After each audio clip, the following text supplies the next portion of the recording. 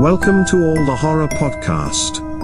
Each episode will feature a spine-tingling, creepy horror story that will keep you awake. Enjoy the story.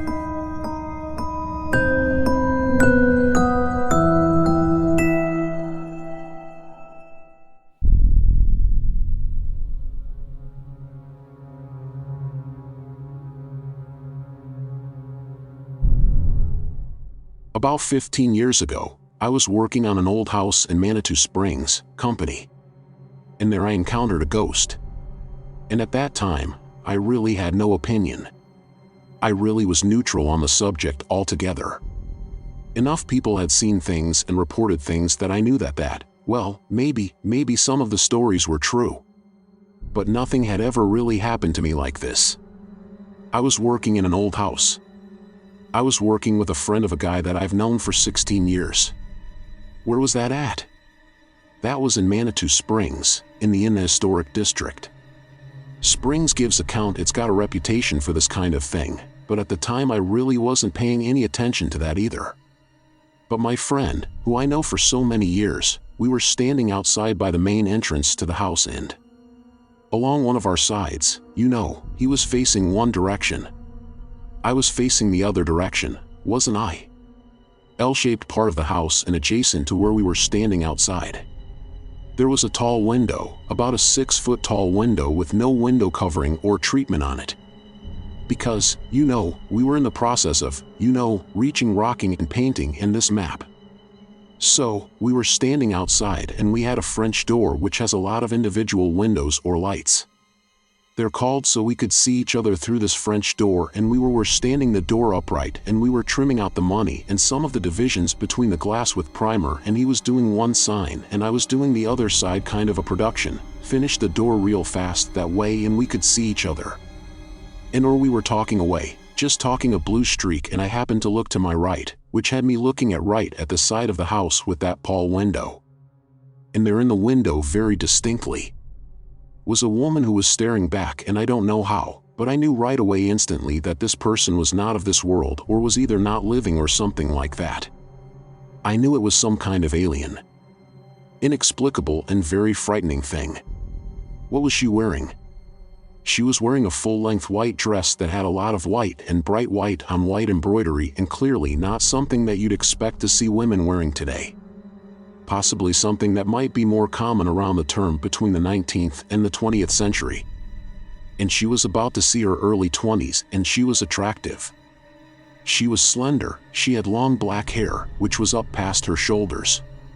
And she had a look of anger on her face. Well, that just brought me up short. I was frightened. The hairs were standing up on the back of my neck. Also, there was nothing fuzzy about her. I mean, she was very distinct and formed. She looked three-dimensional. She didn't like to see through or anything like that. She looked solid, but I don't know how. Like I say again, I knew that she was not normal or living or whatever. Well, because my friend and I had been talking and facing each other. He noticed that I had stopped talking abruptly and I was looking over my right shoulder at the window and that my mouth was hanging open, so he quickly looked in the direction I was looking to see what it was that I was looking at. And there was a pause, and then we both snapped our heads from each other and we both had the same exact words at the same time. We both said, "Did you see that?" And then we knew. Of course, we both seen them, and it also, I think, illustrates, because I've had years to think of this, that one of the very first things that we wanted to do was look for some kind of confirmation or some kind of corroboration. I needed to know that I wasn't insane or hallucinating, and I was very thankful that he was there and that he had seen it too. Well, we both looked back, and she was absolutely gone. Well, this disturbed me so much that even though I was very enamored with this house, I decided to sell, and homes were selling very quickly at the time of the 2 weeks the house was sold. And then, even with all the evidence that I just explained, I was out of the area thinking about what I had done. And I started thinking, well, no, this is crazy. This didn't happen. I began to doubt myself, even on top of all that evidence. And I went back to manager, and I tried to buy the house back because I am really into this house and I worked so hard on it. And of course, the woman who bought it didn't want to sell it back to me. Well, I had occasion to visit Manitou Springs several times after that, and some 15 years later I had another opportunity to get involved in real estate there.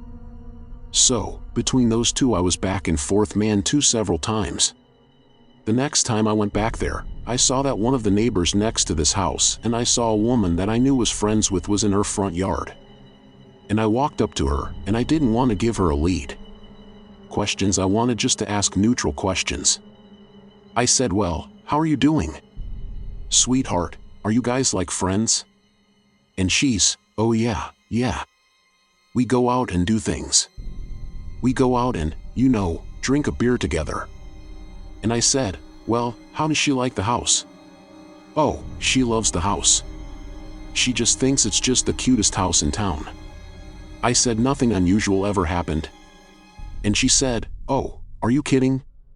And her eyes got really big, and she got all excited, and she told me a second story.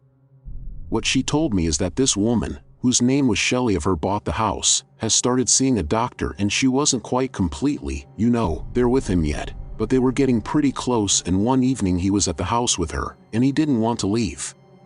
And she said, "Well, that's fine. You can sleep on the couch in the living room. I'm going to go sleep in my room." They weren't to the point where they were sleeping together or anything like that. Yeah, and so he agreed. And she went into her room. Now that room that she went into was the room in which my friend Jeff Rosenbach and I had seen this apparition. And by the way, she never reported anything like that happened. But about 3 o'clock in the morning, she woke up and she heard some scuffling, and she heard a whimpering coming from the living room where this guy was sleeping. Now this guy, and I've met him. His name is Dysart. About 6 foot tall, about 220 solid muscles. A real bruiser of a guy, kind of like a bull, but pugnacious, and that's not very afraid of much. I would say. Kind of a ballsy guy, and so, she listened. And then suddenly, she could see the front door from her window. The front door flew open, and this young man was running from the house without his shoes.